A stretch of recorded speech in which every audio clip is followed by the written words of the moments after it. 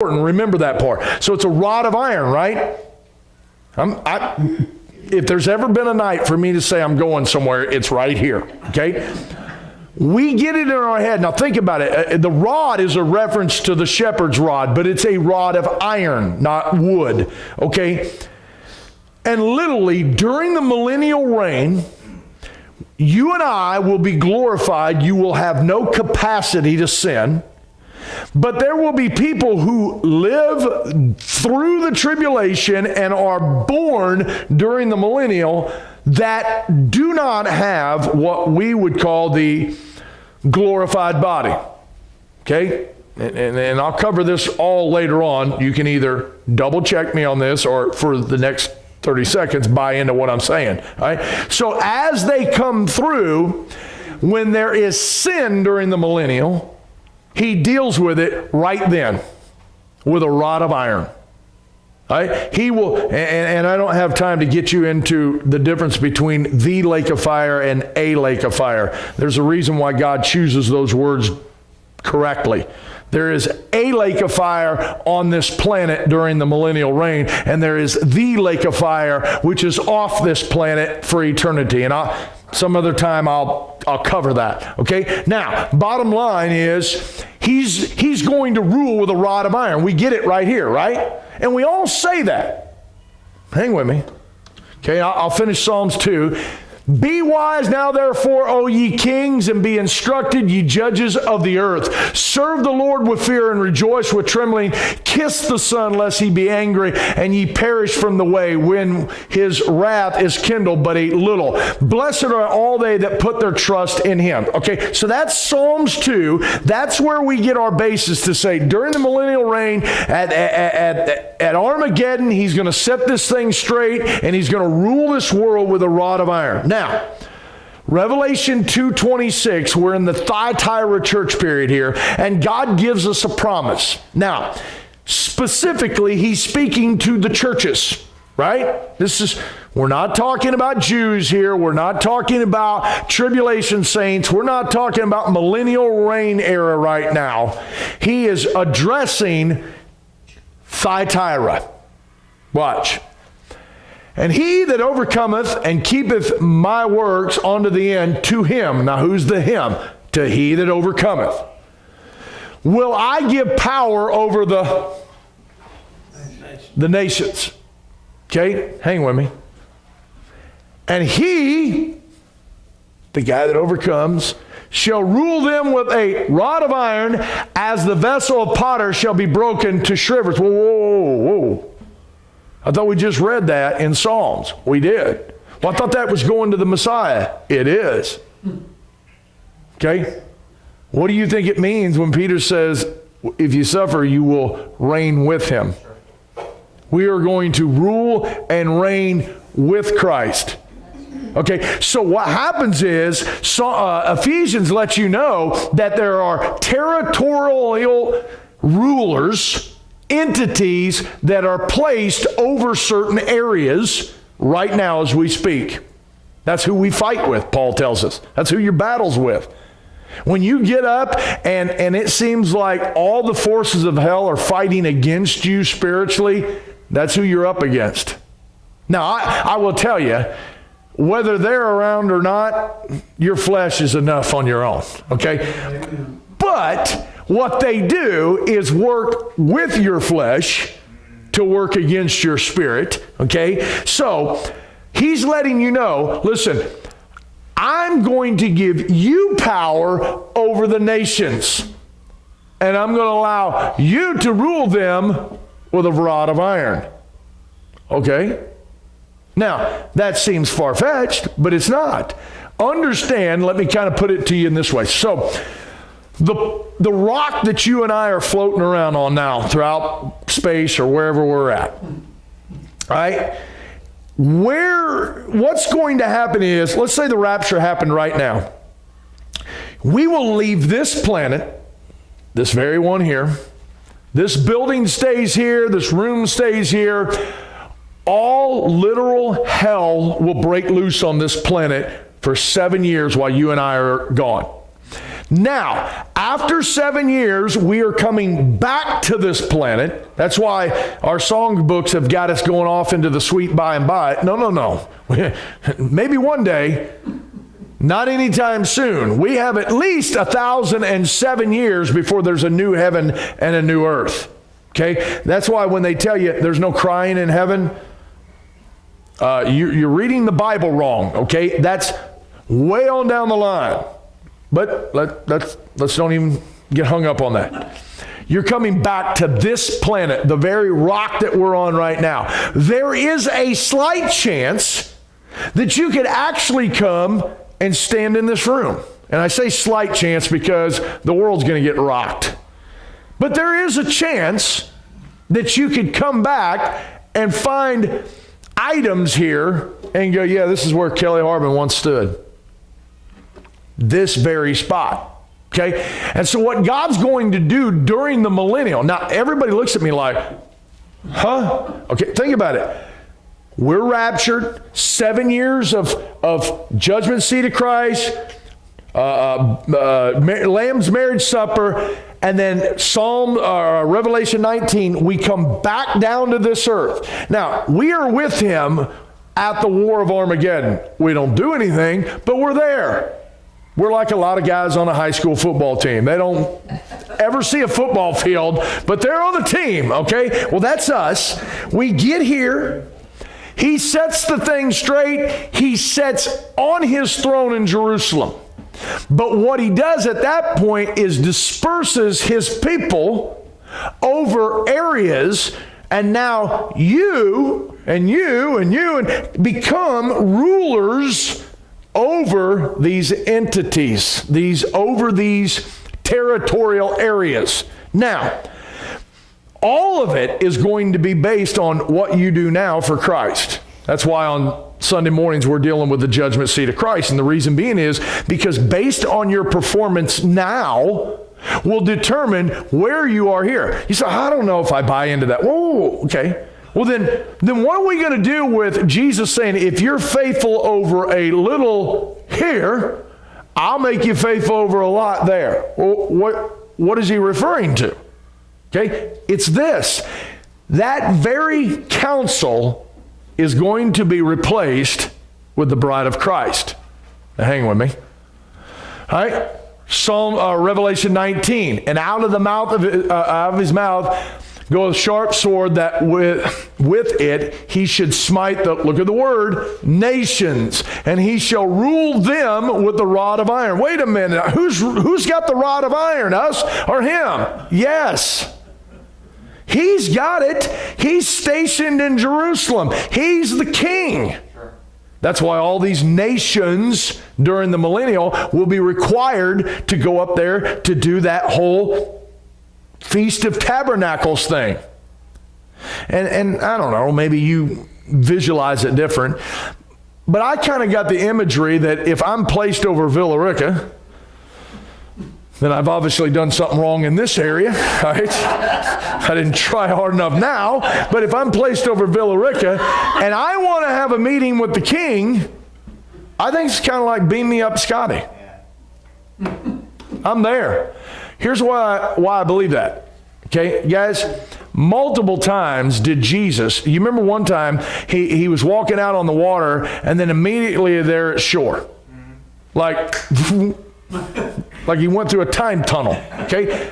There's other times where there's people on the outside and all of a sudden he's on the inside of the house, okay? Multiple times he's walked through walls and different. I think our body will be likened unto his, and so therefore those things will go on. But that's just a side note, okay? Now, Revelation 4, we get back here, and now all of a sudden, I'm going to start playing on your mind a little bit. Revelation 4, now you guys hear me say this a lot on Sunday mornings. Let's have a Revelation 4 and 5 experience this morning.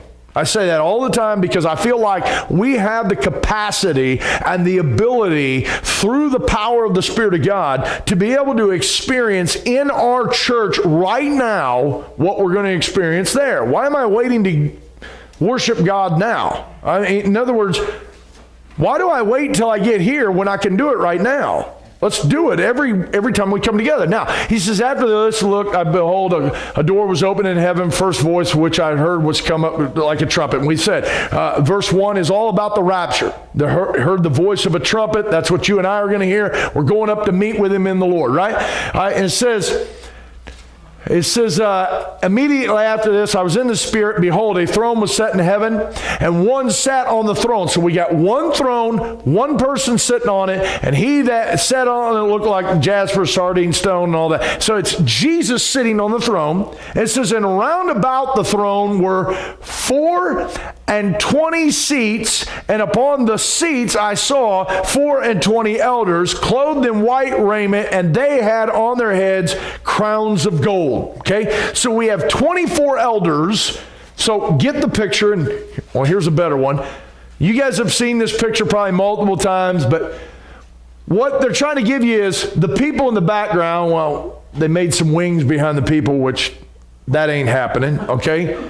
But we will have in the middle of it this throne with Jesus sitting on it, the cherubs that we had talked about weeks ago, all right? But we have these 24 seats of these 24 elders. Now, I have taught in the past that these 24 represent the church, okay?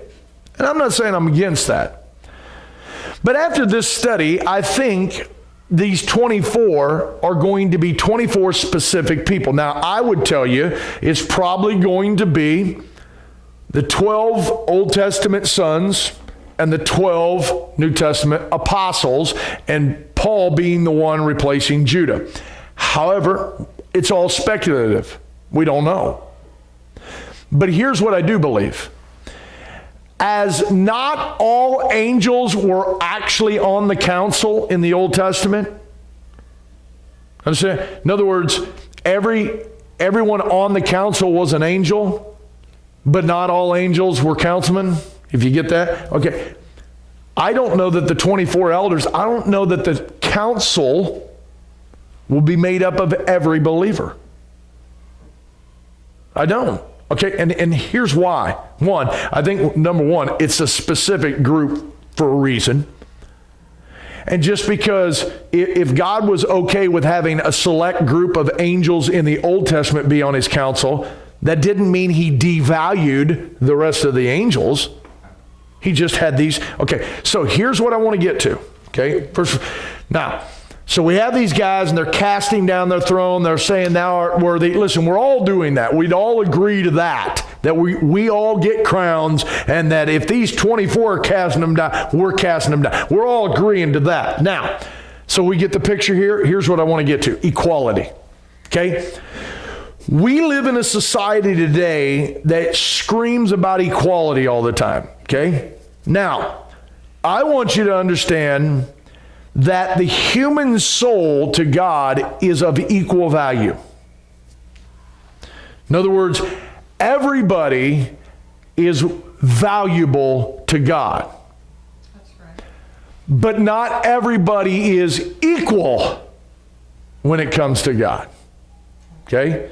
Now, I'll give you an example. 1 Corinthians 12, 4 and 7. Now, there are diversities. Now, wait a minute. How can you have equality if you have diversity? Now, here's what's interesting. And I got to be careful because I'll be labeled a racist or something here. Okay? We want to talk about celebrating diversity, but yet at the same time trying to have equality. Well, that's impossible. How do you have equality and diversity at the same time? Diversity is differences, right? I mean, by the way, okay, let's don't go with the race thing. Let's go with the gender thing, since that seems to be a hotter topic. There are things that my wife can do that I can't, and I'm okay with it. Okay? I'm not upset that my wife is more qualified than I am in certain areas. I'm okay with that. My wife is okay that I am more qualified in certain areas than she is. Now, do the value of me and her as human souls, are we equal with God? Of course. But that doesn't mean she's not different than me. I've always said before, I've used this as an example. My jeans are very durable and tough. My silk ties are very delicate. I am more of the jean kind of guy. My wife's more of the silk, delicate kind, okay? So, if you say, well, how do you put value on it? Well, my jeans are not as valuable as my ties when it comes to money, but it depends on what I'm doing. If I'm going to work, I don't want the tie on. I want the jeans on. But if I'm going to church, then the tie looks better because it's delicate, it's beautiful. And so each one of them are designed different, and it's okay. Okay, here's the problem. We look at a God who says, listen, no, I've given diversity. Okay, hang with me. He says, and there are different, he says, listen, we all got different gifts, but the same Spirit. So the same Holy Spirit that so chose, okay, so Brian's in here, I'm in here. He and I are pastors. Eddie's not. Okay, same Holy Spirit of God lives in us, but God has so chosen. And by the way, you know what I did to deserve to be a pastor? Nothing. All right? Now, I may have done something wrong and God's punishing me, but at the end of the day, it's not like I got to choose what I was going to do. God chose to make me different than Eddie in the work of God. Now watch this. Different gift, same Spirit. Now, he says, and there are differences of administration, or this is leadership. Okay? Some people are leaders of the whole church. Some people are leaders of just Sunday school. But it's the same Lord. In other words, the authority behind both leadership, same guy. Then he says there's diversity of operations, literally what you do. Okay? Now, but it's the same God. I'm going somewhere, I think. All right? Now, at the end, what we do know is that my works, Eddie's works, even though I'm a pastor, he's not, doesn't matter. We're all going to stand before God and our works are going to be burned up, and we're all going to either receive reward or we're going to receive loss. No matter the situation, we're all getting in. But the ideology that God is a socialist is wrong. God is not going to, if I work and toil and really do what I'm supposed to do, and Eddie just floats along, we don't get up to heaven and God go, I know, take some of those crowns and give them to him so he's not without. That's not how it works. What we did, and it's really bad in the church now, and we've turned this into a religion, because it used to be, even when I was growing up, if your team stunk, it stunk. You didn't get a trophy. There was one way to get a trophy. Win, okay? So, and what we've done is taught a whole group of, a whole generation that, oh, we don't want you to feel bad, so we're going to give it to you anyway. Well, I got news for you. God ain't going to do that. You're going to stand before God, and he's going to say, and the reason I'm bringing all this out is because this council is going to be replaced, okay? And I'm not quite sure that everybody gets on the council. Everybody's getting in, but I don't know that everybody's going to be a ruler. And here's the reason being. Okay, so he gives you all those parables of those, this, you know, the talents and all this, they come back in, and talents is one of them, but there's a few others that he just keeps doing it in different methods. But bottom line is, what's the purpose of all those parables about why the leader's gone, what the servants do? It's to teach you and I that it's not going to be equal in heaven. You are going to earn your spot as far as, now listen, every one of us will agree, you don't earn a spot in heaven. That was earned for you on the cross. But because you are going to heaven, your duty in the millennial will be decided upon what you do. Now, that's important because we have this. All right? Now, he lets you know in Revelation 1:6, and he hath made kings and priests unto God. He's talking about us now. All right? I should have added another verse. It would have flowed better. And chapter 5, verse 10, he does it again. And hath made unto our God kings and priests. Right? He's not just talking about Jesus being a king here. He's talking about you. Okay? The church. Because people have no idea that we will outrank everybody. The bride of Christ is a very special group. It outranks every other group when this thing ends up. Okay? Now, Revelation 20. Notice the verse. And I saw thrones. Not one, thrones, and they sat upon them, and judgment was given unto them. And I saw the souls of them that were beheaded in the witness of Jesus for the word of God, which they had not worshipped the beast, neither his image, neither they received the mark upon their foreheads. It says, and they lived and reigned with Christ 1,000 years. Now, he's talking about the martyrs right here. Now, he saw thrones and he saw martyrs. Now watch. But the rest of the dead lived not again until the 1,000 years were finished. This is the first resurrection. That's what we're a part of. He says, blessed and holy is he that hath a part in the first resurrection, such as the second death have no power, but they shall be priest of God, of Christ, and shall reign with him 1,000 years. So it's not that you're just going to be a priest, but you're a king also. Now, I know this sounds a little strange. How do you have a king without a kingdom? Okay? Which means if you're going to be placed over territorial issues. Okay? And the very people that lived through the millennial reign and are born during the millennial reign, so when those people it's time to go to Jerusalem for the Feast of the Tabernacles, who do you think it's supposed to be to tell them, hey, we're going to the Feast of the Tabernacles? I'm the kind of the ruler around here. Right? Now, you say, oh, this is crazy. Ain't nobody ever talked about this. I know. And the question is why not? We always got it in this, after the rapture, the old sweet by and by, we'll just sit there on the river banks and it's just not in there, guys. Right? There's a whole lot of stuff going on at the end, right? It's not gonna just end with a rapture. Matter of fact, if anything, it's just getting started at that point.